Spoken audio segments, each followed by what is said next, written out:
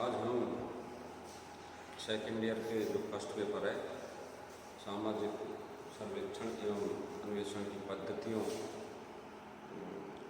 के पेपर प्रश्न पत्र का हम अध्ययन करेंगे, जिसमें हम वैज्ञानिक पद्धति के बारे में पढ़ चुके हैं। वैज्ञानिक पद्धति की विशेषताओं के बारे में हम पढ़ चुके हैं। आज हम वैज्ञानिक पद्धति के चरणों की, उसके स्टेप्स की चर्चा करेंगे कि एक वैज्ञानिक पद्धति के माध्यम से जो अध्ययन किया जाता है, वैज्ञानिक पद्धति जो अध्ययन करती है, वो अध्ययन के दौरान किन किन चरणों से होकर वो गुजर कर तथ्यों का या समस्या का शोध करती है ना।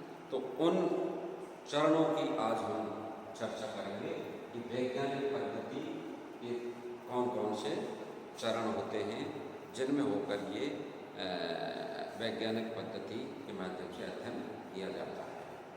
तो पहला जो चरण है वैज्ञानिक पद्धति का समस्या का सुझाव। विद्यार्थियों, सबसे पहले अनुसंधानकर्ता होता है। अनुसंधानकर्ता सबसे पहले समस्या का चुनाव करना होता है कि हमें किस प्रॉब्लम पर हमें अध्ययन करना है, किस टॉपिक्स को हमें अध्ययन में शामिल करना है। ये सबसे पहला चरण होता है। अब वो समस्या के बारे में वो खुद उस पर सोच विचार करता है कि इस समस्या के बारे में उसके पास कितना अनुभव है, कितना उसके पास ज्ञान है, कितने उपलब्ध साहित्य है उस समस्या का, जिससे हमें पूर्व उसका ज्ञान हो जाए। पूर्व ज्ञान के बगैर हम समस्या का चुनाव नहीं कर सकते। हम ऐसी समस्या हमें चुननी है कि हमें उस समस्या के बारे में खुद से पूर्व में अनुभव होना चाहिए। तो पहला चरण है अनुसंधान वैज्ञानिक पद्धति का कि समस्या का चुनाव, सिलेक्शन ऑफ प्रॉब्लम। सबसे पहला है कि हम समस्या का चुनाव करते हैं। दूसरा है उद्देश्यों का निर्धारण। उद्देश्यों का निर्धारण का मतलब यह है कि हमने जो समस्या चुनी है उसके क्या उद्देश्य है, किस उद्देश्य के निमित्त हम ये समस्या का अध्ययन कर रहे हैं। तो उद्देश्य दो प्रकार के होते हैं, एक सामान्य और एक विशिष्ट।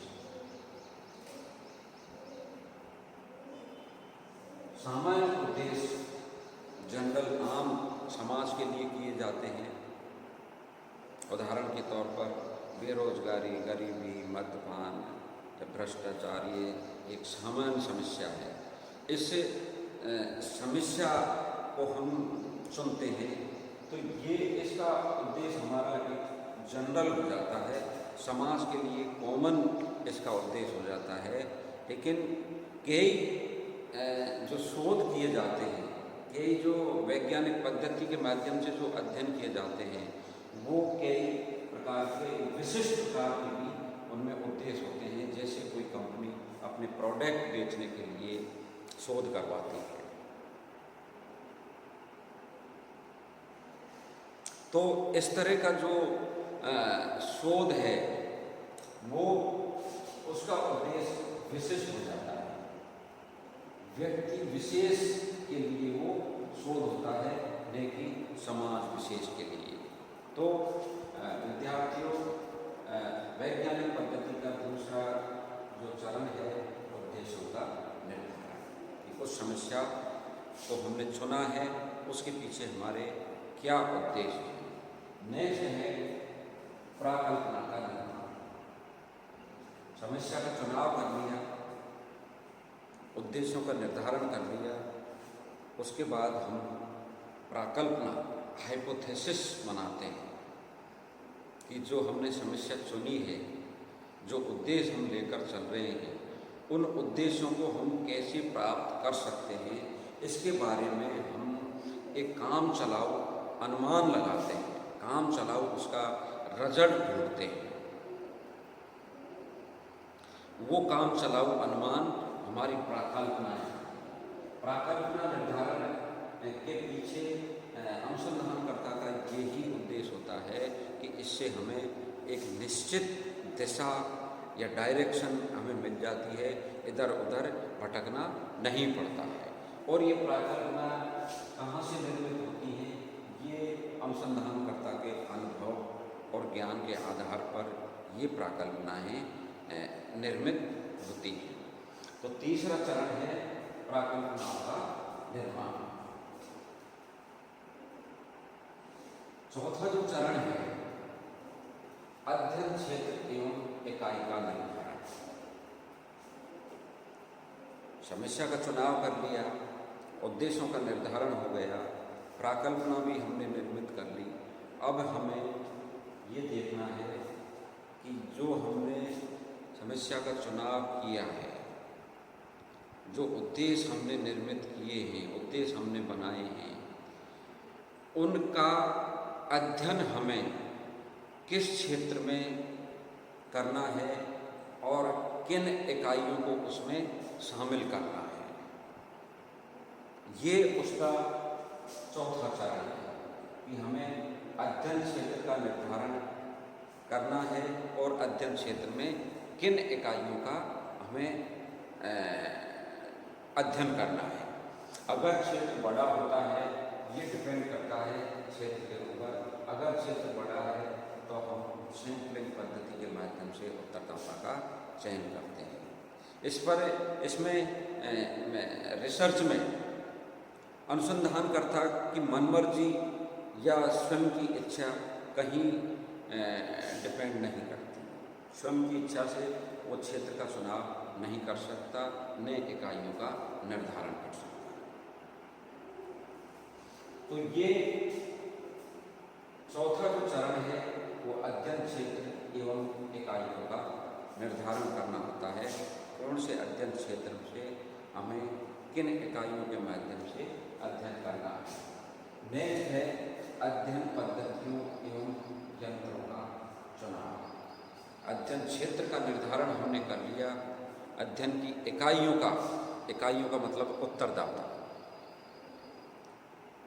विद्यार्थियों, अनुसंधान में दो मुख्य भूमिकाएं होती हैं, दो मुख्य परिस्थिति होती हैं, एक अनुसंधानकर्ता और एक उत्तरदाता।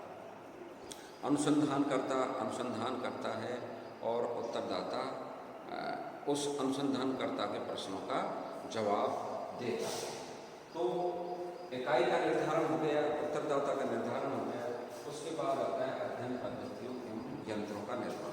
जब अध्ययन क्षेत्र का निर्धारण हो गया, इकाइयों का निर्धारण हो गया, तो उसके बाद अनुसंधानकर्ता ये सोचता है कि कौन सी पद्धति या कौन से टूल्स एंड टेक्निक्स का हम यूज करें जिससे हमें अध्ययन कर सकें। वो डिपेंड करेगा अध्ययन क्षेत्र के ऊपर। अगर अध्ययन क्षेत्र बड़ा है तो हम प्रश्नावली को यूज कर सकते हैं, और अगर अध्ययन क्षेत्र छोटा है तो हम व्यक्तिगत अध्ययन पद्धति और एक्स्ट्रा जो भी है उसका हम उस पद्धति के माध्यम से हम अध्ययन कर सकते हैं। तो पांचवा चरण है अध्ययन पद्धति एवं यंत्रों का चुनाव। नेक्स्ट है अवलोकन एवं तथ्यों का संकलन। विद्यार्थियों, जब टूल्स एंड टेक्निक्स क्लियर हो जाती है तो उसके बाद हमें अवलोकन करना होता है और तथ्यों का संकलन। अवलोकन का मतलब है कि अनुसंधानकर्ता स्वयं घटना स्थल पर विषय सामग्री को स्वयं अपनी आंखों से देखकर एकत्रित करता है।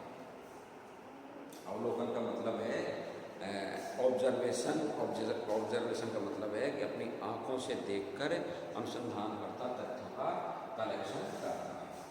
अब छठा चरण हो गया, उन्होंने अवलोकन कर लिया और तथ्यों का संकलन कर लिया। नेक्स्ट जो चरण है तथ्यों का वर्गीकरण तथ्य हमने एकत्रित कर लिए, सूचनाएं कलेक्ट हमने कर ली। अब वो सूचनाओं का हमें क्या करना है, वर्गीकरण करना है, उनका विश्लेषण करना है, उनकी व्याख्या करना है। उन तथ्यों की विशेषताओं के आधार पर हम उनको विभिन्न वर्गों में वर्गीकरण कर देते हैं। वर्गीकरण के बाद हम क्या करते हैं, उनका विश्लेषण एवं व्याख्या करते हैं। ऐसा जब सारणी में कोई चीज़ आ गई, कोई विशेष सामग्री आ गई, तो उसके बाद उसका विश्लेषण करना आसान है कि इसमें कई टॉपिक लिए जाते हैं, धर्म, जाति, आयु, लिंग, कि इतनी जाति के लोग कितने हैं, इतने पढ़े लिखे, इतने अनपढ़, और जो भी प्रॉब्लम है तो उस प्रॉब्लम से संबंधित इसमें हम विश्लेषण करते हैं, इस वर्गीकरण करते हैं। विश्लेषण हो गया समस्या का। अब है उसका जनरलाइजेशन।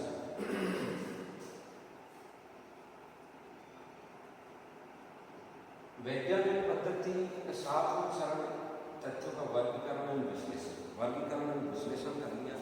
उसके बाद हम जो भी विश्लेषण हमने किया है उसका हम जनरलाइजेशन समाज के लिए उसको हम प्रस्तुत करते हैं कि ये शोध कार्य किया है और इसका ये रिजल्ट, ये उसका जनरलाइजेशन। विशिष्ट का जनरलाइजेशन करते हैं।